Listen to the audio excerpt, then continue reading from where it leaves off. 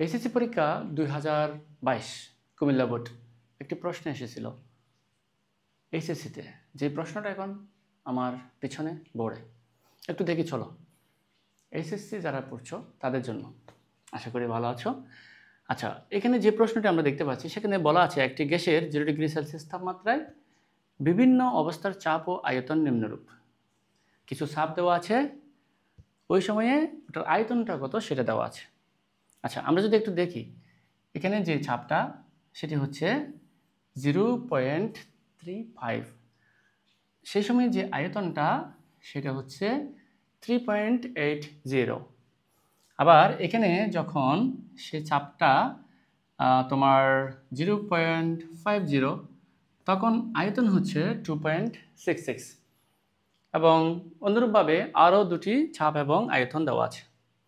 আচ্ছা, আমরা এই দুটি চাপ এবং আয়তনের মধ্যে কোনো রকমের সম্পর্ক আছে কিনা সেটা একটু খুঁজে বের করার চেষ্টা করি।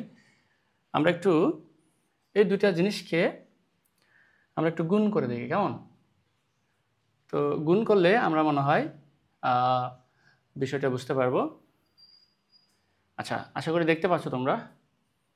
আমি একটু বড় করে দিই ক্যালকুলেটরটা, তাহলে আমরা এটা বুঝতে সুবিধা হবে, কেমন?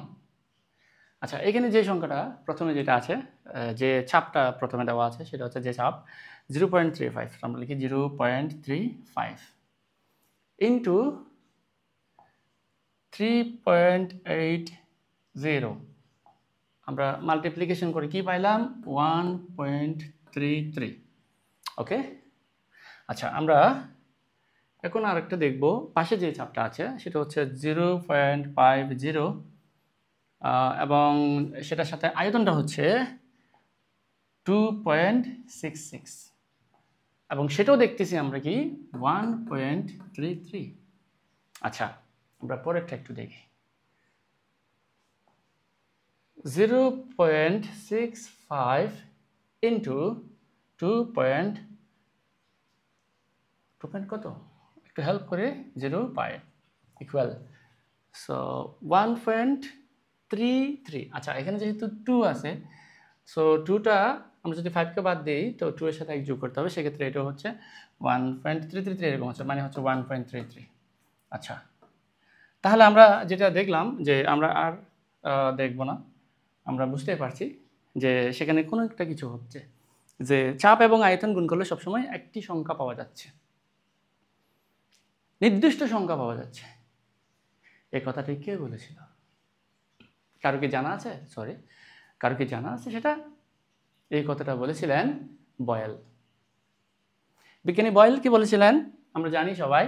উনি বলেছিলেন যদি টেম্পারেচার নির্দিষ্ট হয়, কনস্ট্যান্ট হয়, তাহলে বি সমানুপাতিক 1/p, বা তোমরা বলতে পারো যে বি ব্যস্তানুপাতিক পি। এটার মানে কি? এটার মানে হচ্ছে যদি পি বৃদ্ধি পায় তাহলে বি হ্রাস পাবে, আর যদি পি কমে যায় তাহলে বি বৃদ্ধি পাবে। এটা কখন হবে? যখন টেম্পারেচার স্থির থাকবে বা নির্দিষ্ট থাকবে। এটা ছিল আমাদের বয়েলের কথা। আচ্ছা, এখান থেকে আমরা এই সমানুপাতিক চিহ্নটা তুলে ফেলি। আমরা জানি সমানুপাতিক তুলে ফেলতে হলে একটি ধ্রুবক আনতে হয়। আমরা সেখানে ধ্রুবকটি আনলাম কে ইন্টু 1/p। উভয় পক্ষকে পি দিয়ে মাল্টিপ্লাই করো, পি বি সমান কি পাবে? কে। অর্থাৎ ওনার যে সূত্র সেটার ক্যালকুলেশন করে আমরা পাচ্ছি কি, প্রেসার এবং ভলিউম গুণ করলে সবসময় একটি নির্দিষ্ট সংখ্যা আসবে, যেটা আমরা এখানে দেখতে পাচ্ছি, কেমন? তো এটাকে আমরা যেহেতু পি ভি সমান কে, এখন যদি আমরা চিন্তা করো যে আমরা একটা কোথাও একটা গ্যাস জারে আমরা গ্যাস রাখলাম, তাহলে সেখানে আমরা মনে করো যে এখানে চাপটা হচ্ছে পি আর ভলিউমটা হচ্ছে বি, এবং যে গ্যাসটা আছে নাম দিলাম এ গ্যাস, কেমন? এখন এই এ গ্যাসটার মনে করো প্রেসার, যেটা প্রেসার হচ্ছে 4, ভলিউম হচ্ছে 3, তাহলে পি বি গুণ করলে কত হয়? 12। বয়েল কি বলছে দেখো, বয়েল বলছে যদি তুমি কোনো কারণে প্রেসারকে 3 করো তাহলে ভলিউম আপনা আপনি 4 হয়ে যাবে। কেন 4 হবে? যাতে এই জিনিসটা ঠিক থাকে। 3 দিয়ে 12কে ভাগ করো 4, অর্থাৎ এটা সবসময় 12 আসবে। এই কথাটাই উনি বলেছেন। কেমন? তো এখন যদি আমরা এখানে ভিন্ন ভিন্ন চাপ নেই, যেমন এখানে যদি আমি এটাকে মনে করলাম যে P1, কেমন? এটাকে মনে করলাম যে আমাদের এই যে জিনিসটা, এটাকে আমরা মনে করলাম হচ্ছে গিয়ে V1, এটাকে মনে করলাম V2, এবং আমাদের এই জিনিসটাকে আমরা মনে করলাম P2। তাহলে দেখা যাচ্ছে P1 B1 সমান যেমন 12, P2 B2 সমান কি? সেটা সমান 12। তাহলে আমি যদি আরও ভিন্ন ভিন্ন চাপ নেই, ফর এক্সাম্পল আমি P3 যেটা, সেটাকে মনে করো আমি নিলাম কত, যে সেটা আমি কোনো কারণে এখানে 12 নিয়ে নিলাম। তাহলে আমার এখানে B3টা কত হবে বলো তো? চিন্তা করলে বুঝতে পারবে, কারণ আমার ওদিকে কত হইতে হবে? 12 হইতে হবে। তাহলে আমার B3 হবে এখানে কত? 1। কি দেখলে যে প্রেশার যখন বাড়ছে ভলিউম কমছে। এটা 3 থেকে 12 হয়ে গেছে, 4 গুণ বেড়ে গেছে। ওইটা 4 থেকে 1 হয়ে গেছে, 4 গুণ কমে গেছে। এটা যেই অনুপাতে বাড়বে ওইটা সেই অনুপাতে কমবে, ঠিক আছে? সেই জন্য আমরা লিখতে পারি এখানে P3 V3, এরকম আমরা আরও অনেক লিখতে পারি। লিখতে আমরা সবগুলো সমান লিখতে পারি কেমন? তাহলে আমাদের যে প্রশ্নটা আমাদের এখানে দিয়েছে সেটাকে আমরা যদি P1 মনে করি, এটাকে মনে করতে পারি কি? এটাকে আমরা মনে করতে পারি হচ্ছে কি মনে করতে পারি বলতো? ভলিউম, আয়তন। তাহলে এটাকে আমরা মনে করব V1, কেমন? এবং যেটা পাশে আছে সেটাকে আমরা মনে করব, এই যে পাশের যে প্রেশারটা সেটাকে আমরা P2 মনে করি। তাহলে আমার এটা হবে B2, কেমন? তাহলে দেখো দুটো গুণ করলে সেম পাচ্ছি, দুটো গুণ করলে সেম পাচ্ছি, অনুরূপভাবে দুটোতেও সেম পাবো। সুতরাং এটা বয়লের সূত্রকে সমর্থন করে।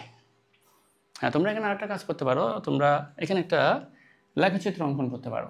সেটি হচ্ছে PV বনাম, অর্থাৎ আমরা y অক্ষ বরাবর PB-কে নিব, আর x অক্ষ বরাবর আমরা নিব P অথবা V, যাকে ইচ্ছে নেওয়া যায়। আমরা নেব P অথবা V। তাহলে সেটা তোমরা এরকম সরল রেখা পাবে,